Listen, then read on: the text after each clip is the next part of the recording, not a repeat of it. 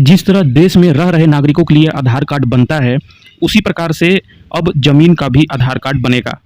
आपको ये बातें थोड़ी-सी अजीब लग सकती है, लेकिन आपको बता दें कि ये बातें उस समय काफ़ी ज़्यादा चर्चा में आ गई, जब आम बजट में इसे प्रस्तावित किया गया कि अब जिस प्रकार से आपका आधार कार्ड है, उसी प्रकार से आपका जो भूमि है, यानी जो आपकी ज़मीन है, उसकी भी आधार कार्ड बनाई जाएगी। क्या कुछ इस योजना का लाभ मिलेगा? आधार कार्ड बनाने से क्या-क्या चीज़ें रोकी जाएँगी? किस प्रकार से इसको बनाना है? सारी कुछ डिटेल्स हम इस वीडियो में बताने वाले हैं। तो वीडियो के अंत तक ज़रूर बने रहिएगा। तो चलिए स्टार्ट करते हैं। मेरा नाम है विशाल और आप देख रहे हैं टेक वास्तुकार। देखिए दोस्तों, देश के नागरिकों के आधार कार्ड की तरह अब ज़मीन को भी विशिष्ट पहचान मिलेगी। इसे भू आधार यानी लैंड आधार कार्ड का नाम दिया गया है। ज़मीनी जो रिकॉर्ड है, डिजिटाइजेशन के तहत आम बजट में इसे प्रस्तावित भी किया गया है। 3 साल में इसे लागू भी कर दिया जाएगा। ऐसे में अब आपकी ज़मीन का भी आधार कार्ड बन जाएगा। वैसे भी आप जो है कि आधार कार्ड जब आया, आपका आधार कार्ड जब बना आम नागरिकों का, तो उससे देश में काफ़ी ज़्यादा क्रांति भी आई।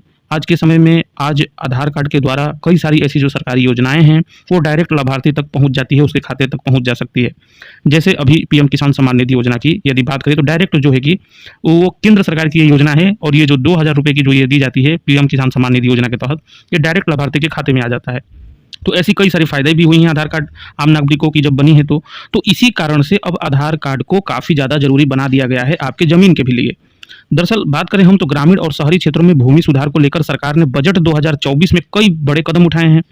इसके तहत ग्रामीण क्षेत्रों में भूमि के लिए विशिष्ट पहचान संख्या या कहें कि आप भू आधार का प्रस्ताव भी रखा गया है। इसके अलावा शहरी भूमि का भी डिजिटलीकरण का भी प्रस्ताव रखा गया है। राज्य सरकार को वित्तीय सहायता प्रदान करेगी। भू आधार से जमीन से जुड़े विवाद भी खत्म होंगे और मालिकाना हक का भी स्पष्टीकरण हो जाएगा। जैसे मान लीजिए कि कोई व्यक्ति गाँव में या शहर में ज़मीन ले लेता है, लेकिन वो वहाँ पे नहीं रहता है, वर्तमान समय में कहीं और रहता है। अब उसके आस पड़ोस के जो लोग होते हैं, उनकी जो ज़मीन होती है उसको हड़प लेते हैं।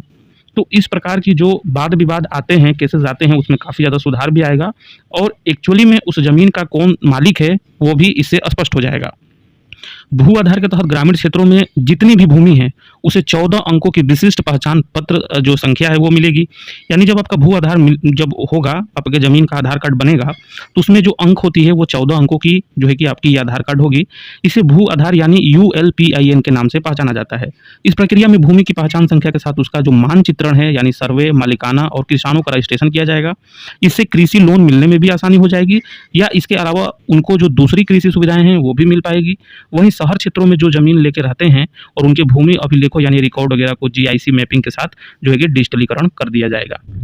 अब देखिए, ये जो भू आधार है वो काम कैसे करता है, तो इसमें पहले GPS तकनीकी की मदद से लेकर ज़मीन का जियो टैग किया जाता है। इसके बाद सर्वेक्षण करने वाले भूमि की सीमा का भौतिक सत्यापन और माप करते हैं। यह करने के बाद जो रिकॉर्ड एकत्रित किया जाता है उसको भूमि रिकॉर्ड मैनेजमेंट सिस्टम में दाखिल किया जाता है। इसके बाद सिस्टम अपने आप भूखंड के लिए 14 अंकों का जो भू आधार संख्या जो तैयार करता है, यह भू आधार संख्या डिजिटल रिकॉर्ड से जो है कि जुड़ा होता है। और इसी प्रकार से जितने भी केसेज और वाद विवाद या हड़पने जैसी जो मामले आती हैं किसी के ज़मीन पे जो है कि ज़बरदस्ती कब्जा कर लेने का, तो इससे एक जो लैंड माफिया हैं उन पे भी काफ़ी ज़्यादा जो है कि रोक लगेगी। उम्मीद करते हैं वीडियो आपको अच्छी लगी होगी। अगर अच्छी लगी तो वीडियो को एक लाइक कीजिएगा। चैनल पर पहली बार आए हैं तो चैनल को सब्सक्राइब करके बेल नोटिफिकेशन को ऑन कर दीजिएगा, ताकि आगे से कोई भी अपडेट आए तो उसकी नोटिफिकेशन आप सभी तक सबसे पहले पहुंचे। तो मिलते हैं नेक्स्ट वीडियो में कुछ नए अपडेट के साथ। तब तक के लिए धन्यवाद। जय हिंद, वंदे मातरम।